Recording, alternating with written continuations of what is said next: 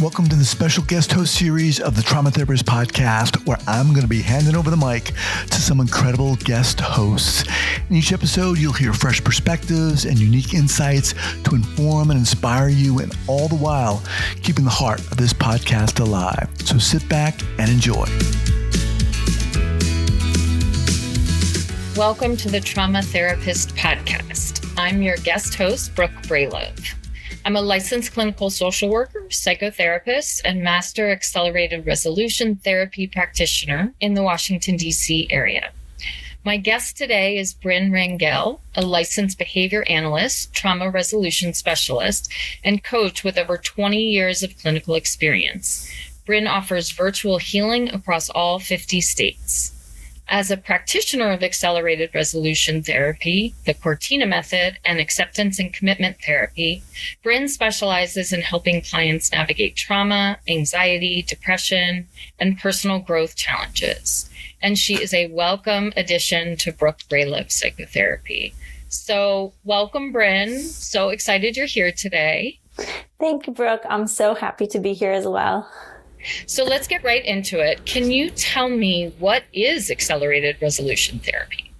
Accelerated resolution therapy is an evidence-based treatment modality that was designed by Leni Rosenzweig back in 2007. Leni had attended EMDR training and thought she could take this to the next level. And as you and I both know, she definitely has.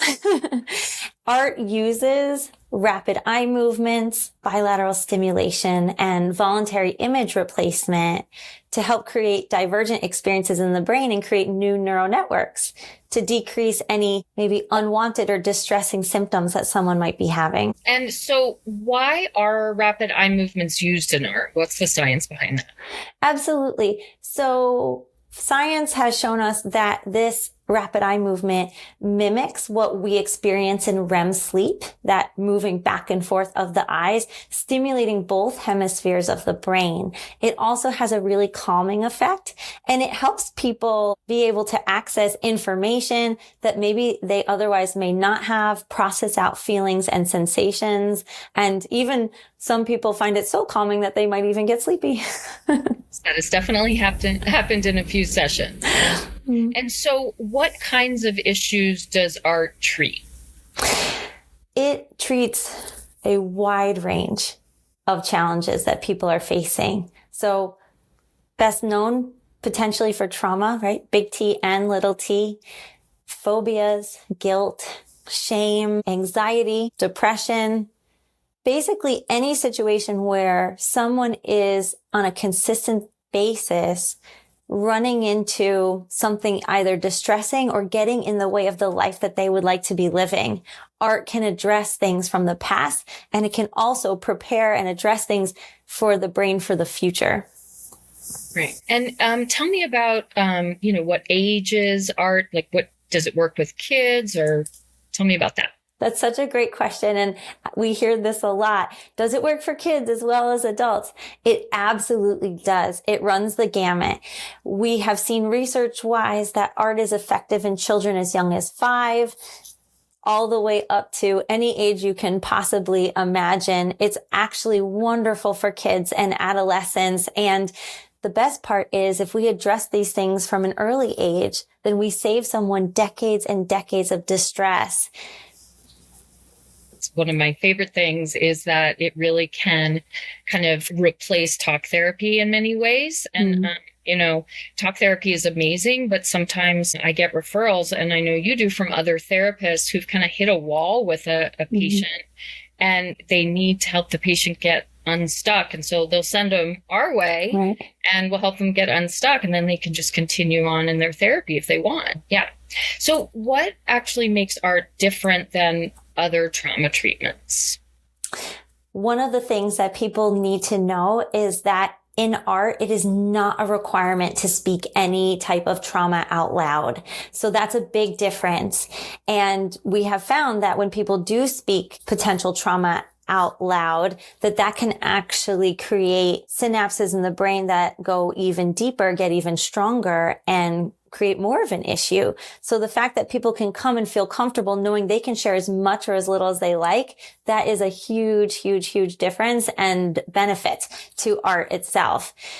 Other benefits and differences with art are that people come in and they're able for the first time to engage in a process where they're able to access information that is inside their brain in a way that is not just through those distressing type of experiences. So with, again, the voluntary image replacement, those voluntary images are positive images. So the brain gets a chance to create a whole new experience and thus break those distressing triggers and allow that information to calm down and become much more accessible now in a positive way. So I know you and I both like to call art EMDR on steroids. Yes. And what are the main differences between art and EMDR? Absolutely. So to my understanding, EMDR does also use rapid eye movement or bilateral stimulation. And the difference is that in EMDR, someone does have to speak the trauma out loud. So potentially reliving those distressing images, emotions, and things at a higher level. In addition, EMDR has that then desensitization part of their protocol. Art does not end there. With the voluntary image replacement and the positization that happens, not only do those distressing images, sensations, feelings in the body calm down, but also now we're able to get brain to a space where it's functioning optimally. And that's a huge difference. Also with art, every session ends in resolution. No matter what step of the protocol we get to in a visit, we're able to put a bow on it. People walk out of the office and it is nice and tidy for them. They're not walking out feeling raw or feeling like something was opened and left wide open. So those are some of the major differences. Yeah, and I don't know about you, but I get such immense joy and satisfaction from literally watching someone go from practically having a panic attack, in my office to just watching their whole body get lighter and that smile comes. And I think it's just incredible to watch, like in real time. Yes. It is. Can you give me an example from sort of start to finish of, one of your biggest successes with art? I mean, a sort of specific client, obviously no details, but what does treatment look like? Absolutely. That's another good question. Something to mention is that research-wise, art is found to have efficacy in as little as 1 to 5 sessions, with that average of about 3.5. I would say we always expect movement, improvement, and resolution in that window. And it is incredible the amount of times that we see resolution happen in as little as 1 visit. I had someone who came to me, had a trauma regarding some incident with driving, and in 1 visit, with using the eye movements to watch that quote unquote old movie from the event, process out any of the feelings and sensations associated with it, create a new movie, one that was positive and created a new neural network, and then utilize art to then have the brain engage in future scenarios, looking ahead to situations that they were likely to be in again in the future. And that was all it took. And she is happily driving down that highway on a regular basis to and from work and everywhere else she needs to go. Yeah, I will say driving phobia, I think you and I have both had a lot of success with. And it's just so great to see that, they used to, not be able to get in their car, not be able to go over a bridge. And then hearing from them like a week later that they've been jetting around town in their car. So how does someone know if they're a good candidate for art? The criteria is nothing extreme. Simply, can you hold an idea or thought? Are you able to move your eyes back and forth, which is ideal? But again, we have other ways of creating that bilateral stimulation if needed. And also someone who is genuinely motivated, wants things to get better, wants things to be different. Those are some of the biggest criteria for knowing whether or not you're a good candidate. And what do you specifically really like about using art? Why would a therapist like to be trained in art? Oh, wow. So many reasons. First and foremost, of course, and we've already alluded to this, that feeling you get watching someone transform before your eyes, watching people experience relief for the first time, watching people find agency, especially with those who have potentially complex PTS, decades and decades worth of trauma, for the first time saying things like, I actually got to decide, or I had control in that situation, or I don't have to feel that way anymore, is absolutely mind blowing. So I think that's the first thing to say. Also, the implementation of art is a light process, and it is really amazing to be able to help that person access the information and also work within the feelings and sensations of the body. So it's a really nice balance between multiple modalities brought into one.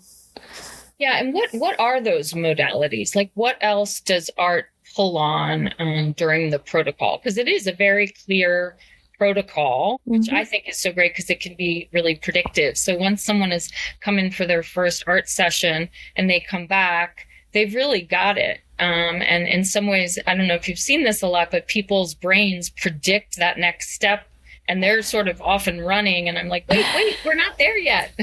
Right. It's really true. And isn't that amazing? Again, it alludes to the fact that we all have that healing potential inside of us, right? When we show up as an art practitioner, we're really the guide, but it's the person's brain that's doing all the work. It's right there. We're just helping them access it for the first time, or maybe in a different way. That's done through things like memory reconsolidation, which there's lots of research on, and also other somatic components, which again, you can do lots of research on, and bringing all of those things together creates this really powerful experience. Can you explain why and how Gestalt is used? Absolutely.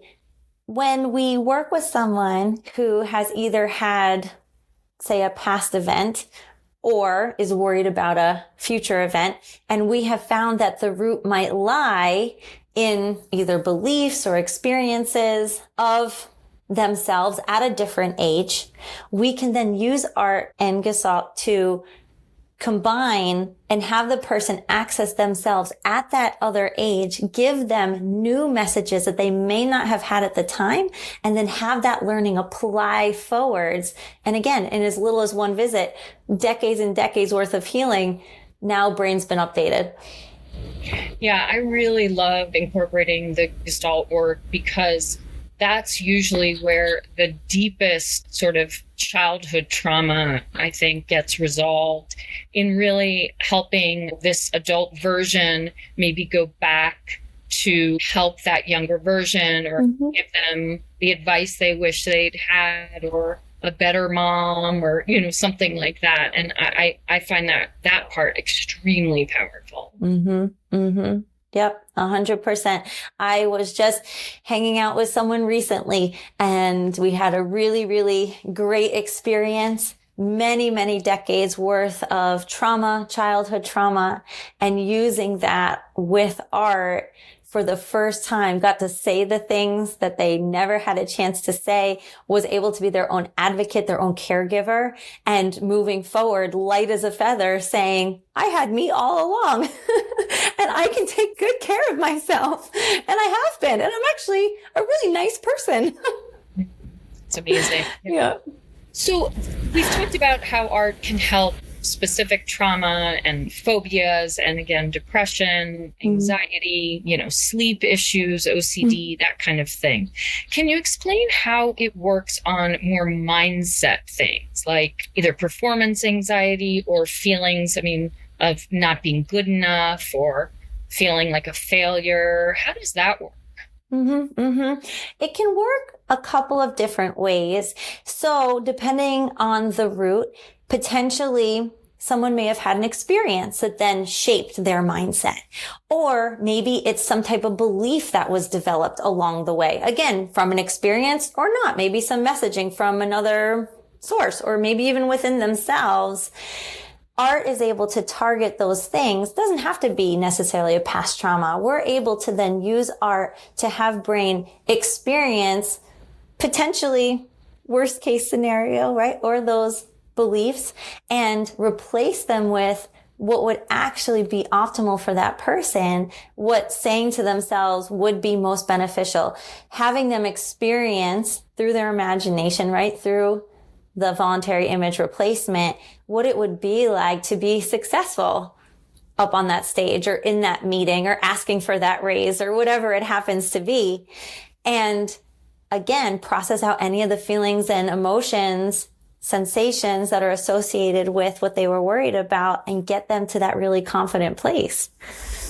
So can you explain how art can be used to treat chronic illness, chronic stress, chronic pain, and how that relates to sort of the body-brain connection?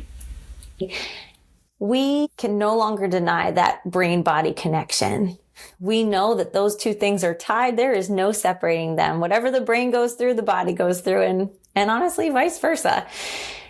We also know there's lots of research already done that many chronic illnesses, physical pain, other types of bodily symptoms are tied to emotional, psychological, physical traumas.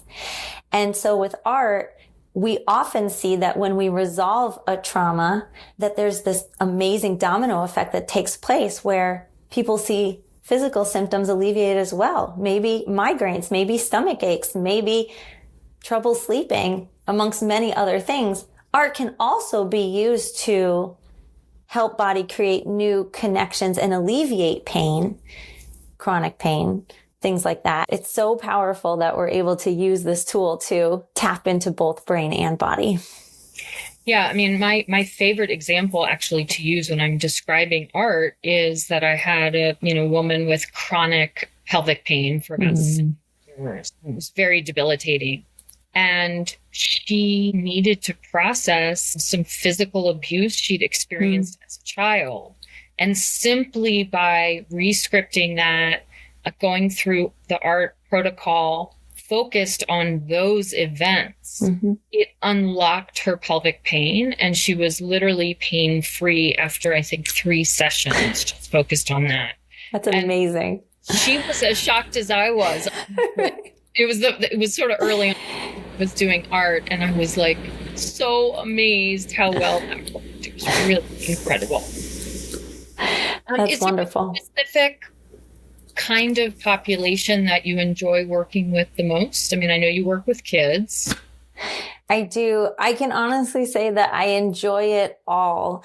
I think that for me, just given my background history, I got my start working with victims of domestic violence and sexual assault. And so that will always be a really special place in my heart, working with those types of populations. And then, like you said, working with children and adolescents is another huge area that I really, really enjoy. But honestly, every person that I come across, I think, wow, I can't believe that I have this opportunity to be on this journey with this person.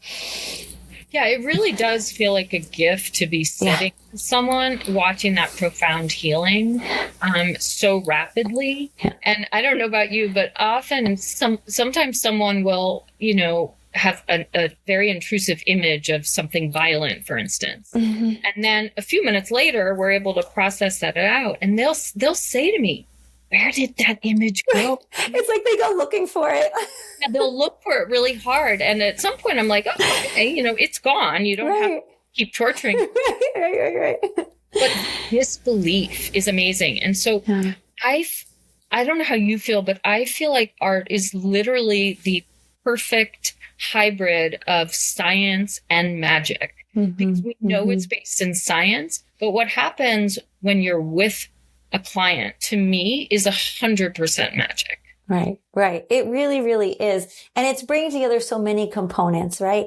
The brain, the science. It's also that rapport that you build, the experience that you create with your client.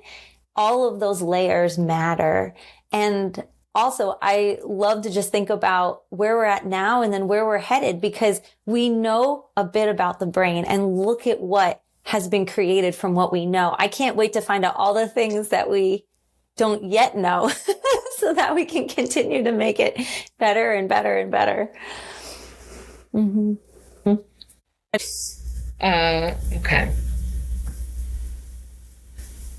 Well, thank you so much for being here today. It was a lot of fun. And I'm just grateful to you that we're on this journey together, really healing people one at a time. It was my pleasure, Brooke. Thank you so much for having me. I love partnering with you in this capacity. I know that we're going to continue to bring this to as many people as we possibly can. And if people are interested in finding us, you can visit brookebralove.com. You can follow us on Instagram at Brooke Bralove Psychotherapy and at Trauma Resolution Specialist. And what if therapists are interested in getting trained in art or, looking for art practitioners? How do you do that? Then you can visit acceleratedresolutiontherapy.com. You can just do a simple Google search and those websites will take you to where you need to go. Information about trainings, how to find an art therapist in your area, etc., etc. Great. Well, thank you so much for being here. Thank you for having me. And that's it from me, your guest host on the Trauma Therapist podcast. Thank you. Thank you.